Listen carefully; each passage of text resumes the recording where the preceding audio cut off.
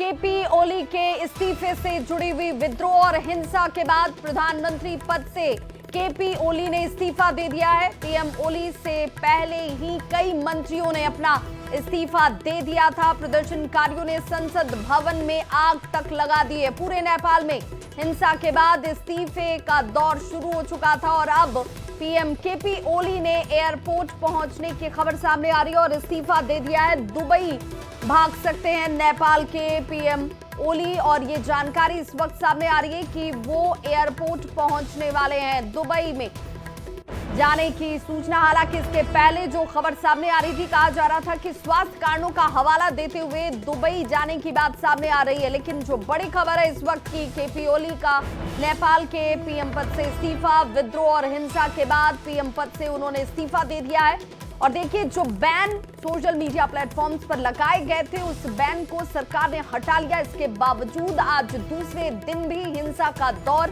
नेपाल की सड़कों पर देखने को मिला, जहां बड़ी तादाद में प्रदर्शनकारी जेनजी जो सड़कों पर नजर आ रहे थे, उनकी तरफ से विरोध प्रदर्शन किए जा रहे हैं। और ऐसे में इस वक्त की ये बड़ी खबर, संसद भवन तक प्रदर्शनकारियों की पहुंच और आग तक लगाई गई है और प्रधानमंत्री केपी ओली की तरफ से इस्तीफा तक दे दिया गया है। जो सड़कों पर पुलिस के अधिकारी हैं, जो सेना के जवान मौजूद हैं, वो इस वक्त इन प्रदर्शनकारियों के ठीक सामने और उन पर भी हमले किए जा रहे हैं। दुबई भागने की बात सामने आ रही है। नेपाल के प्रधानमंत्री केपी ओली की तरफ से दुबई जाने की जानकारी सामने आती हुई प्रदर्शनकारी लगातार ओली से इस्तीफे की मांग कर रहे थे और खबर यही कि केपी ओली ने अब इस्तीफा दे दिया है। निजी आवास पर आगजनी की गई थी। प्रदर्शनकारी लगातार तोड़फोड़ कर रहे थे। सोशल मीडिया पर बैन हटाने के बावजूद वो हंगामा और आक्रोश की ये आग जो है वो थमने का नाम नहीं ले रही थी। और इस बीच केपी ओली के एयरपोर्ट पहुंचने की भी खबर सामने आती हुई देखिए, सेना भी सड़कों पर मौजूद है। सायरन की आवाजें आपको सुनाई दे रही होंगी, लेकिन किस तरीके से हाथों में ईंट पत्थर के साथ ये प्रदर्शनकारी अब पूरी तरीके से यहाँ पर कानून व्यवस्था जो है वो ध्वस्त होती हुई नजर आई। संसद भवन तक पहुंचकर इन प्रदर्शनकारियों ने उसमें आग लगाई है। और बड़ी जानकारी ये कि इससे पहले 3 मंत्रियों की तरफ से इस्तीफा दिया गया था और अब प्रधानमंत्री केपी ओली जो है उनकी तरफ से भी इस्तीफा दे दिया गया है। सड़कों पर बिखरे हुए पत्थर के टुकड़े बताने के लिए काफी हैं कि ये इस वक्त जो हालात हैं नेपाल के अंदर वो चिंताजनक बने हुए हैं। स्थिति को कंट्रोल में करने के लिए सेना भी सड़क पर उतरी हुई है, लेकिन हालात इस वक्त भी काबू में नजर नहीं आ रहे हैं। तस्वीरों के जरिए हालात को समझा जा सकता है। जो प्रधानमंत्री हैं, भले उन्होंने इस्तीफा दे दिया, लेकिन वो भगोड़े हैं, वो देश छोड़ के भागना चाह रहे हैं, वो जनता का सामना नहीं करना चाह रहे हैं, वो जनता से मुंह मिलाने लायक नहीं बचे हैं। क्योंकि बहुत देर बाद उन्हें समझ आया कि जो जनता थी, जो आवाम था, उसके मुद्दों को कहीं ना कहीं अनसुना कर दिया गया। एक हमारे साथ यहाँ पे शख्स हैं। सर, आप यहीं के रहने वाले हैं? धारनी रहने वाले हैं। अच्छा, क्या कहेंगे सिचुएशन पे? सरकार विफल रही, नाकाम रही अपनी जनता को समझने में, सुनने में, उनके मुद्दों को समझने में। सरकार खाली भ्रष्टाचार के लिए वो काम करते, भ्रष्टाचार करके लिए युवा केटाहरू पुरा विदेश जाने लाग्ले। तब बात के बच्चे ये केटाहरू, स्कूली केटाहरू आंदोलन किया है। तो देखिए, बिल्कुल यहाँ पे जो लोग हैं वो सड़कों पे हैं। करप्शन एक बहुत बड़ा मुद्दा था। हमने जितने भी यहाँ पे युवा हैं उनसे बात की, जितनी भी लड़कियां उनसे बात की, उनका कहना था जो करप्शन तो एक बहुत बड़ा मुद्दा था। बहुत सारे लोग देखिए यहाँ पर हैं जो एयरपोर्ट से होटलों की तरफ जा रहे हैं, लेकिन यहाँ पर बहुत सारे सपना आम लोगों के अंदर गुस्सा है। आम लोगों के अंदर गुस्सा है और आम लोग लगातार ये मांग कर रहे थे कि जो सरकार है उसके मंत्रियों को इस्तीफा देना चाहिए, प्रधानमंत्री को इस्तीफा देना चाहिए। कल नैतिकता के आधार पर कृषि मंत्री, स्वास्थ्य मंत्री, गृह मंत्री ने इस्तीफा दिया और अब आर्मी के जो चीफ थे उन्होंने कहा कि प्रधानमंत्री को इस्तीफा देना चाहिए। उन्होंने भी कहा कि कंट्रोल से स्थिति बाहर हो रही है। आर्मी ने पूरे इलाके को कर्डन ऑफ करा, एक तरीके से अपने हाथ में लिया आर्मी ने काठमांडू को।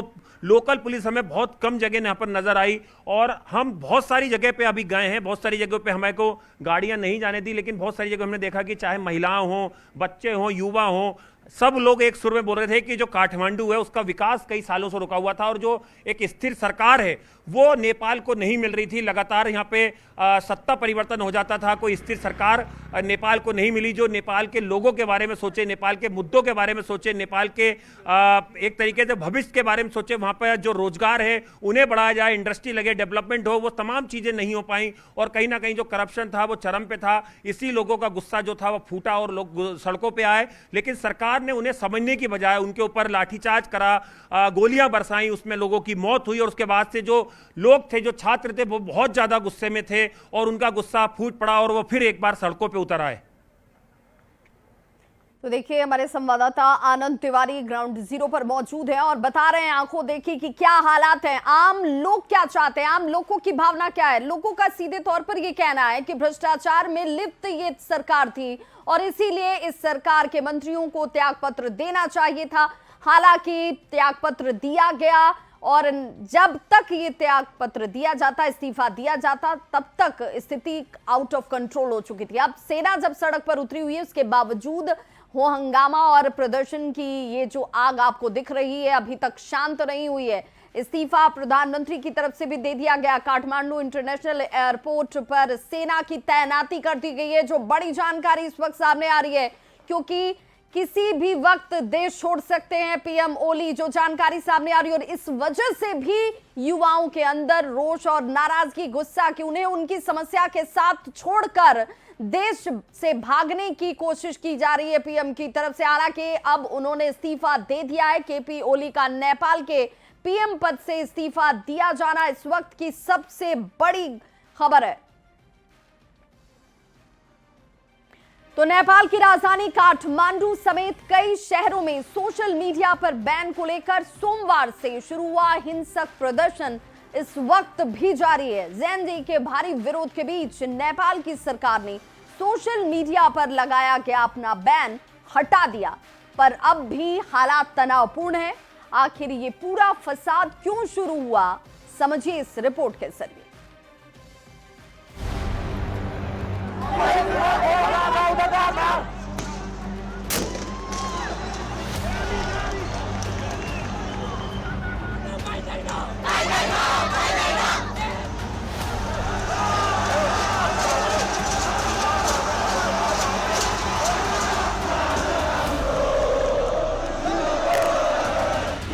सोशल मीडिया पर बैन के खिलाफ नेपाल में गुस्सा।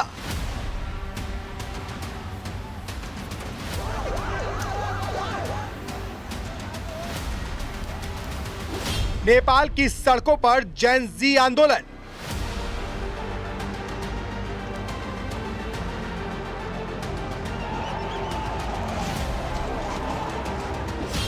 नेपाल के कई शहरों में कर्फ्यू, सेना ने संभाला मोर्चा।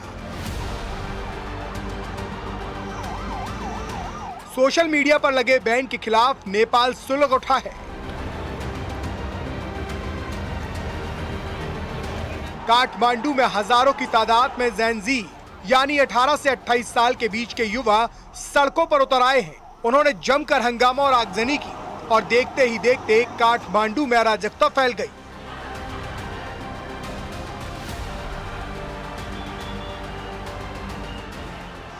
देखते ही देखते हजारों की तादाद में प्रदर्शनकारी नेपाल की संसद के बाहर जमा हो गए। संसद के गेट के बाहर तोड़फोड़ की गई, जिसके बाद वहां नेपाल की सेना ने मोर्चा संभाला। प्रदर्शनकारियों को रोकने के लिए सुरक्षा बलों ने फायरिंग की। आंसू गैस के गोले और वाटर कैनन का इस्तेमाल भी किया गया।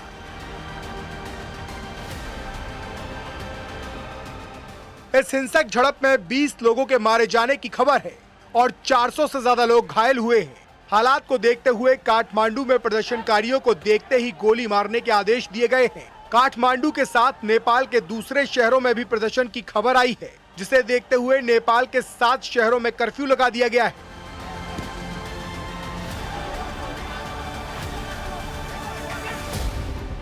नेपाल की राजधानी काठमांडू के साथ पोखरा, दमक, बुटबल, बैरहवा, वीरगंज, इटहरी में आनन फानन में कर्फ्यू की घोषणा कर दी गई है। हिंसा के बाद काठमांडू में सुरक्षा व्यवस्था चौकस कर दी गई है।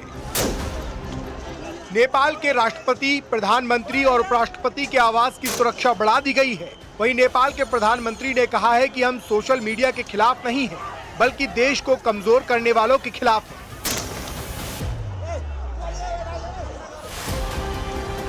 नेपाल सरकार ने सुप्रीम कोर्ट के निर्देश के बाद सभी सोशल मीडिया प्लेटफॉर्म को 7 दिन के भीतर रजिस्ट्रेशन कराने का आदेश दिया था, जिसके बाद 3 सितंबर को फेसबुक, इंस्टाग्राम, यूट्यूब समेत 26 सोशल मीडिया साइट्स पर बैन लगाने का फैसला लिया गया।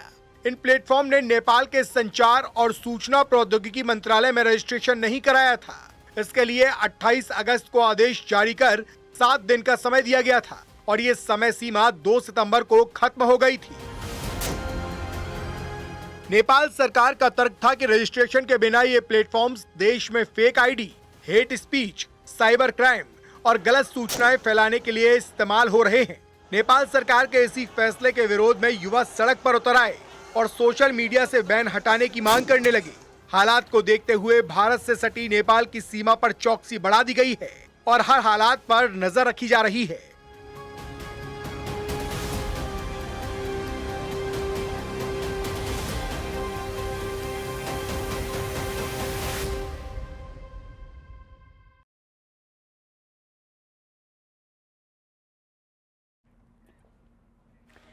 प्रधानमंत्री नरेंद्र मोदी आज पंजाब और हिमाचल प्रदेश के दौरे पर हैं। इसी दौरान पीएम मोदी ने हिमाचल प्रदेश में बाढ़ प्रभावित क्षेत्रों का हवाई सर्वेक्षण भी किया है।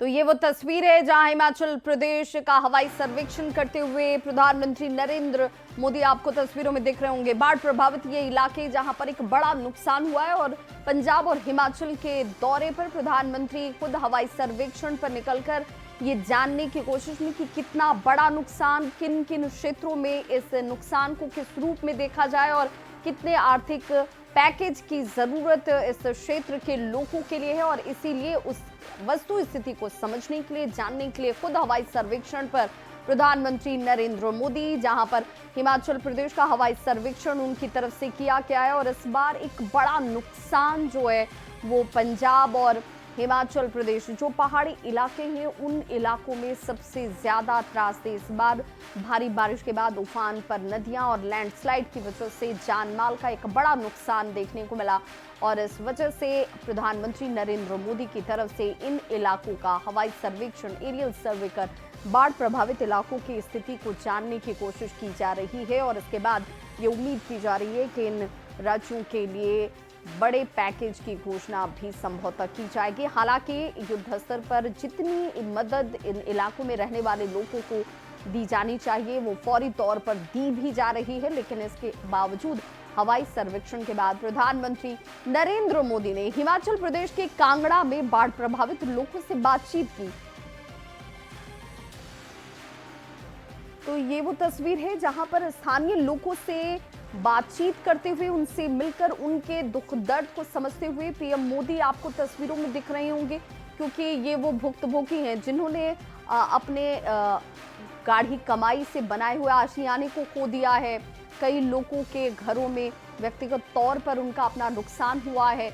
जान माल के नुकसान को वहां उनसे समझने की कोशिश करते हुए प्रधानमंत्री नरेंद्र मोदी कांगड़ा, हिमाचल प्रदेश की जहां पर हवाई सर्वे की एक तरफ से तस्वीर आप देख रहे हैं, वहीं दूसरी तस्वीर में स्थानीय लोगों से मिलकर उनकी समस्या को, उनकी परेशानियों को समझकर और तब उन तक राहत सहायता जो है वो वैसे रूप में पहुंचाई जा सके, ये कोशिश करते हुए पीएम मोदी लोग अपनी समस्याओं को बताते हुए, उनसे अवगत कराते हुए इस पूरी त्रासदी को लेकर के आपने देखा होगा कि जैसे ही जान माल का नुकसान हो रहा था उसके बाद प्रधानमंत्री ने एक्स प्लेटफॉर्म पर पोस्ट करते हुए अपनी संवेदना भी जाहिर की। और देखिए ये उनका अनोखा अंदाज जो आपको इस तस्वीर में दिख रहा होगा, जहां एक छोटे बच्चे को गोद में लेकर उससे खेलते हुए, उसे खिलाते हुए प्रधानमंत्री नरेंद्र मोदी आपको दिख रहे होंगे। ये वो स्थानीय लोग हैं जिन्होंने अपना आशियाना खोया है,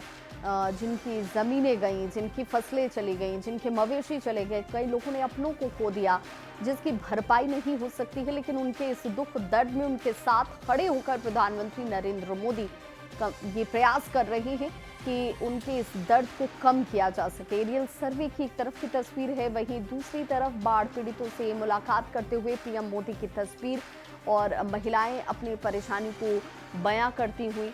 दर्द चेहरे पर साफ है क्योंकि ये उनकी अपनी ज़मीन है, ये अपना उनका घर है जहां उनकी पीढ़ियां गुजरी हैं और वहां पर ये हालात इस रूप में इस वक्त हैं कि ज़िंदगी चुनौतीपूर्ण तो हमेशा से पहाड़ों में रही है, लेकिन इसके बाद जब अपने आशियाने को खोने का दर्द अपने आंखों के सामने होता है तो उसे बयां कर पाना शब्दों में भी मुश्किल है।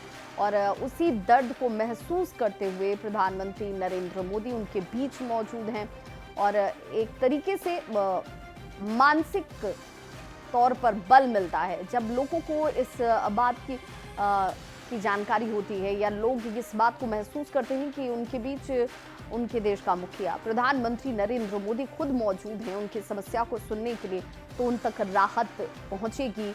उनको जो उम्मीद है कि उनके आशियाने एक बार फिर से खड़े होंगे, एक बार फिर से जिंदगी जो है वो पटरी पर लौटेगी, उस दिशा में सरकार उनके साथ खड़ी है, उन तक मदद पहुंचाई जाएगी और ये तस्वीर इसी दिशा में इशारा भी करती है।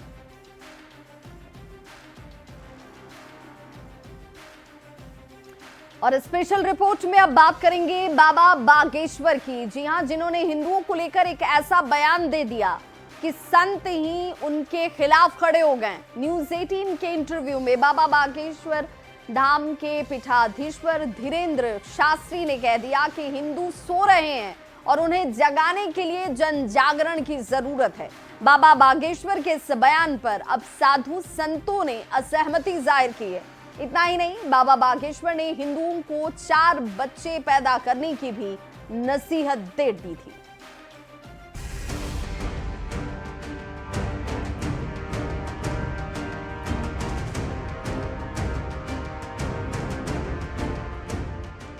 न्यूज 18 के एक इंटरव्यू में बाबा बागेश्वर ने हिंदुओं को लेकर भी बड़ी टिप्पणी की है।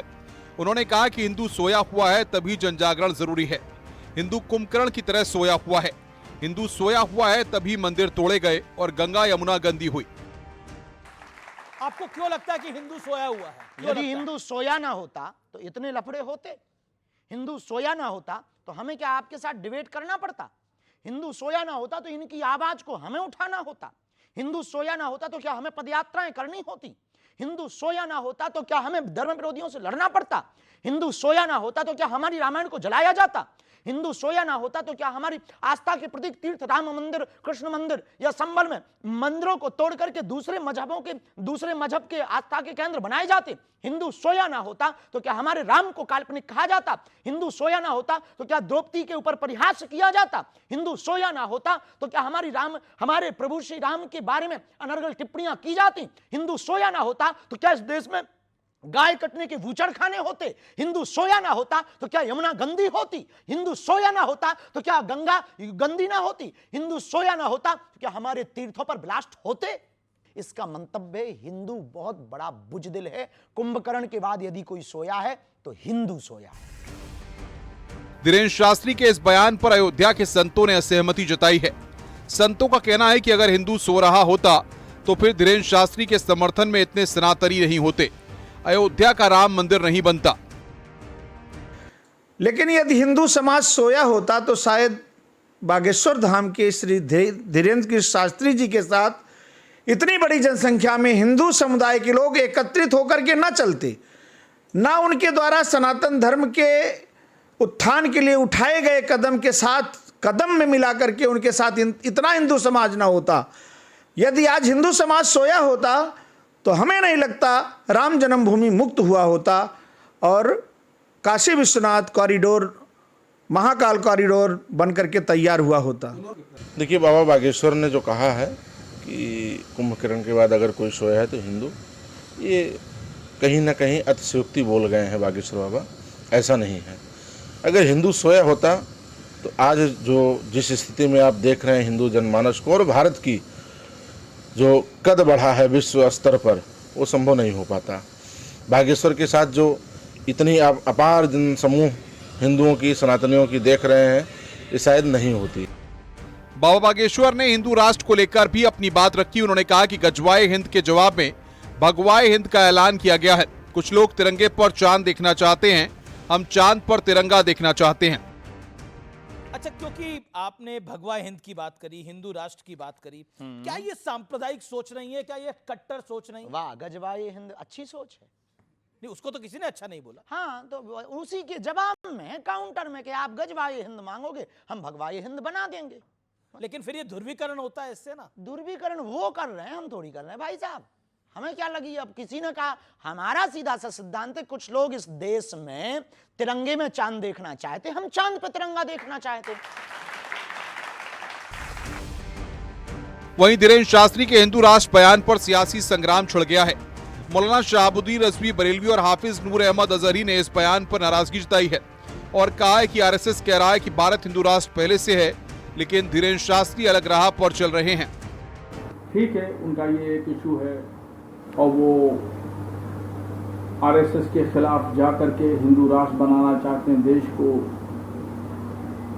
आरएसएस का कहना ये है कि भारत पहले से ही हिंदू राष्ट्र है और शास्त्री जी कुछ अलग लह में बह रहे हैं। देश का चरित्र जो है ना, वो सेक्युलर था, है और रहेगा। कोई खालिस्तानी राष्ट्र की बात करे, कोई इस्लामिक राष्ट्र की बात करे, कोई हिंदू राष्ट्र की बात करे, हम कुछ भी मानने को तैयार नहीं है। हम सिर्फ और सिर्फ अपने देश को सेक्युलर रखना चाहते हैं और ये देश हमारा सेक्युलर रहेगा। हमारे बुजुर्गों का असासा है ये। फिलहाल बाबा बागेश्वर के बयान पर नई तकरार जारी है। उधर धीरेन्द्र कृष्ण शास्त्री दिल्ली से वृंदावन तक यात्रा भी निकालने की तैयारी में है। Bureau report, news 18।